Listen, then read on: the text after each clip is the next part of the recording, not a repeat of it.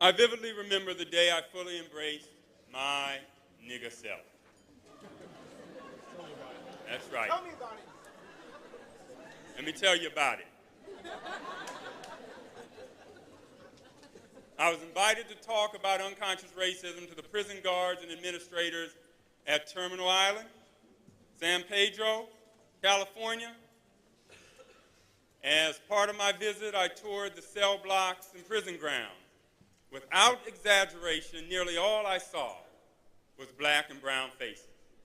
Of course, as a law professor, I knew the statistics about the staggeringly disproportionate rate of minority incarceration, but nothing viscerally registers the reality of those abstract numbers like looking through the cages into the eyes of young men behind the statistics.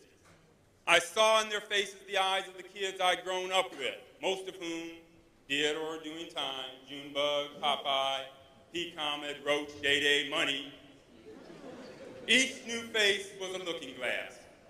For without serious government intervention in my own life, upward bound, a better chance, there surely go I.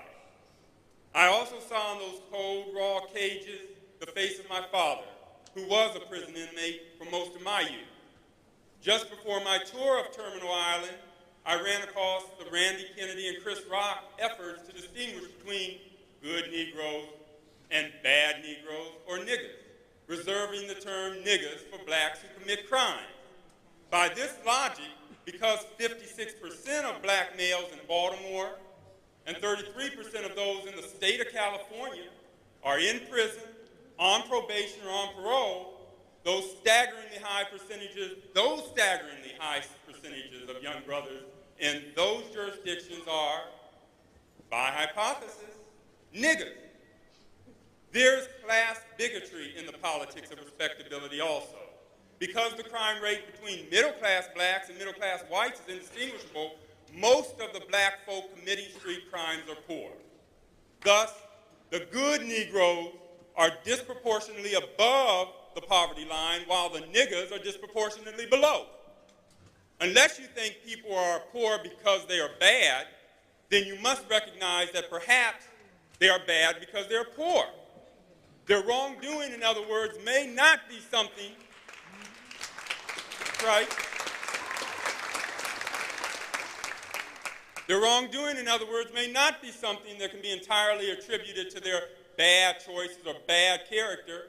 Rather, abject poverty, unemployment, crumbling schools, and other external pressures, they cannot control, share responsibility. So that's how they look at my dad and the brothers I grew up with, I thought. Bad Negroes and niggers. Then it struck me.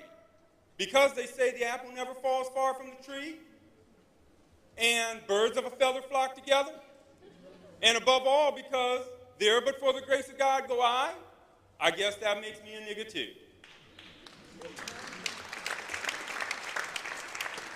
Put differently, when I say, call me a nigger, I'm saying in the strongest possible language that I reject Kennedy's and Rock's and Bill Cosby's and Juan Williams and Clarence Thomas's invitation to play a politics of respectability and distinction by regarding impoverished brothers and sisters locked down in cells and prison yards as so much toxic human waste.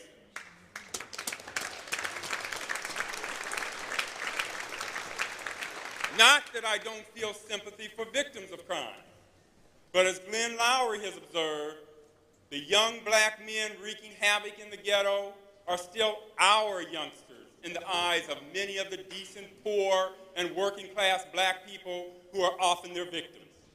For many of these people, the hard edge of judgment and retribution is tempered by sympathy for and empathy with the perpetrators. In brief, I find a politics of distinction both odious and futile. Odious because it invites and encourages the rest of us to disown and condemn astonishingly high percentages of our own community. Futile because the practice of racial profiling, part of what I've referred to as the black tax, a tie that binds us all together, means that for police and other social actors, respectable Negroes and niggers are cats of the very same hue.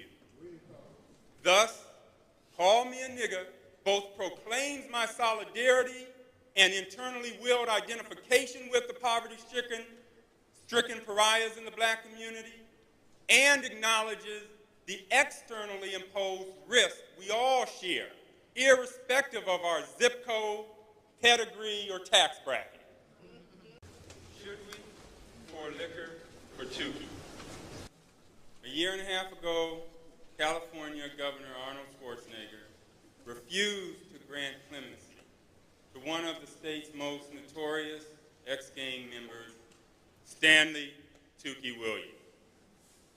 Williams, a founding member of the Crips gang, was convicted of gunning down 4 people while robbing a convenience store and a motel in 1979. A host of rappers, including Snoop Dogg, POW, Paris, Cam, Shorty, WC, Tank, and others, rallied to save the condemned man. But the governor concluded that Williams had not achieved personal redemption and hence should be executed. Thus, Tukey's case starkly poses the dichotomy between redemption and retribution, and raises the question of the nature of personal redemption. It also raises the question of how white minds judge black hearts. For a claim of personal redemption essentially boils down to a claim that an individual's heart has undergone a radical transformation.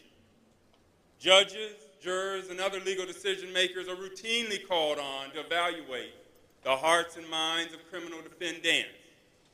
And my own research in social psychology reveals a systematic tendency among whites to judge the hearts of black wrongdoers more harshly than similarly situated white ones. The key question here is, should we ever practice a politics of solidarity with cold-blooded killers? Should we ever regard them as one of us, or instead as irretrievably one of them? My good friend and colleague Ron Garet will take up this question. As a constitutional law scholar, Ron teaches the Dred Scott case, in which the United States Supreme Court practiced the politics of distinction on a grand legal scale, declaring that all blacks, slaves as well as free, were not and could never become citizens of the United States. This is the 150th anniversary of that indelible stain on the American constitutional jurisprudence. While we're talking about redemption, we can ask ourselves whether a nation and its legal system can ever find redemption for such a heartless opinion and the inhumane institution that it defended. I believe in my heart that had I been Dred Scott and had been fleeing captivity with bloodhounds and slave owners and bounty hunters in hot pursuit, Ron would have been one of those whites on the Underground Railroad who committed the criminal act of harboring someone like me. According to the logic of Rock and Kennedy and others who stigmatize lawbreakers as them, such a criminal act by Ron would make him, a bad white man? That the law-abiding rest of us should distinguish ourselves from? Please welcome Professor Ron Garet.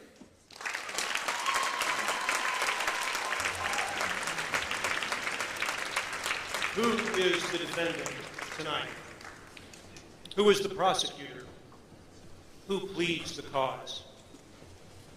The well is running dry, says the poet Lupe Fiasco. The days of Malcolm and Martin have ended. Our hope has descended, and us to the side. But God has another solution that has evolved from the hood.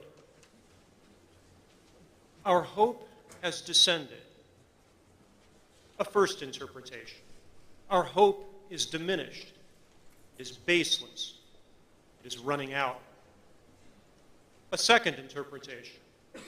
Our hope itself has descended into the human condition, has descended even into this auditorium, and is with us this night. God's solution is growing from the hood, the neighborhood. But who is the neighbor? I seem to remember a story about a lawyer who asked that question. The lawyer turned to a singer of tales, and he asked for clarification, or maybe he was just showing off as lawyers do. Who is the neighbor? And the singer of tales answered, there was a man who was returning home to his gated residential community in Los Angeles when he was attacked by thieves who mugged him and took his clothes and his wallet and left him half dead. By chance, who should come walking along but the security guard who had just ended his shift? But when the security guard saw the man, he crossed to the other side of the street and passed on by. Then the man saw the president of the condominium association coming along, and his heart lifted up. Surely this man will help me. But when the president of the condominium association caught sight of him, he hurried away and did nothing. But then two women came walking toward him down the road, and he trembled inside because he was sure that they were from the hood, and they were wearing clothes, and he was sure that those clothes meant that they belonged to a street gang. And as they neared him, he could see that they were gesturing, and he was sure that they were making gang signs to one another.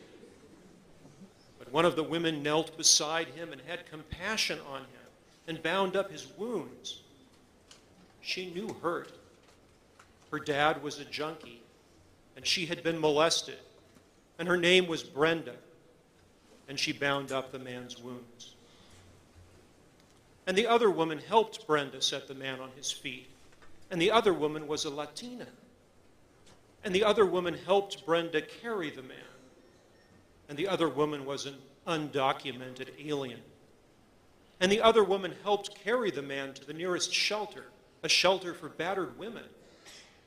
And the other woman, who was a lesbian, made a contribution to the shelter, saying, take care of this man, and I will repay you. I think that's how the story goes. And it ends with the singer of tales asking the lawyer, who was neighbor to the man who was mugged? And the lawyer understood that the neighbor is the one whose aid we do not expect. The neighbor is the one who heals because she knows hurt. The neighbor is our Redeemer, and though we do not see her face, hers is the face of the poor and the molested and the addicted, and she has been called bitch and whore. The neighbor is our Redeemer, and though we do not see his face, his is the face of the enslaved and the lynched. Who is on trial tonight? Who prosecutes? Who pleads the cause? As Professor Armour says, we meet tonight 150 years after the infamous decision of the Supreme Court in the case of Dred Scott. Dred and Harriet Scott sued for the freedom of themselves and their children. We meet tonight on the 150th anniversary of the shameful decision by that court, which said that black Americans descended from the enslaved have no rights that the white man is bound to respect. That the famous words, all men are created equal, do not apply to them. A heinous crime was committed against Dred and Harriet Scott and their children. Has that crime been atoned for?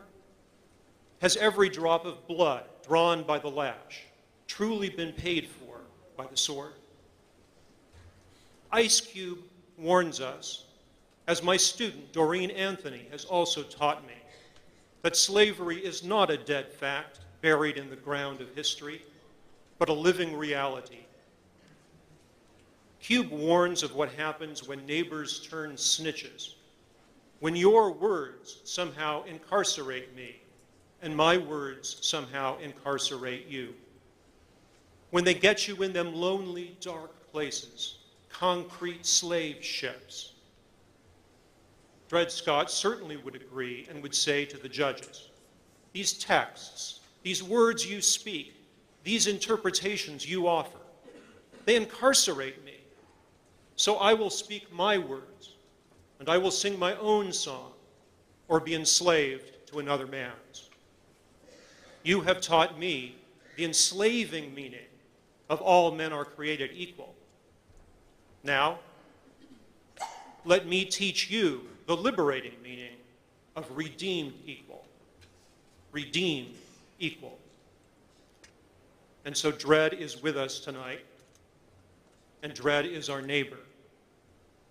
Our hope has descended. Dred is our hope. 3 condemned men are brought before the executioner, and they're arranged side by side on the killing ground, maybe strapped to a gurney with an IV drip, maybe hanging from a gallows or a tree, side by side, the 3 of them. On one side, the murderer and gangbanger. On the other side, an upright judge. Respected Chief Justice of the Supreme Court, pronouncer of legal fate. Who is redeemed? Who redeems? From what are we redeemed? To what? And for what are we redeemed? 3 condemned men, and I am hanging with them tonight, hanging with them, looking to the one in the middle. Kanye West worried that if he talked about God in his music, his record wouldn't get played.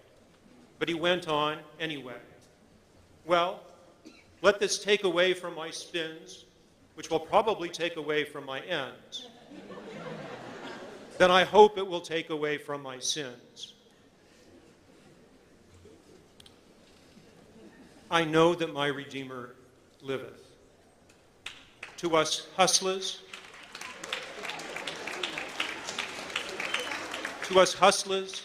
killers, murderers, drug dealers, our Redeemer walks with us. To us victims of welfare, for we living in hell here, hell yeah, our Redeemer walks with us.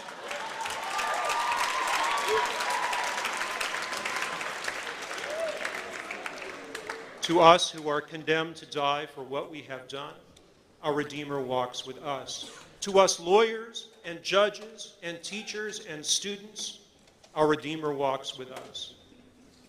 So I pray, you who created us equal and has redeemed us before, we ask you to redeem us once again. We are the defendant and the prosecutor, the judge and the jury. We accuse and we stand accused. Bring light to us tonight, light to the lonely, dark places. Amen.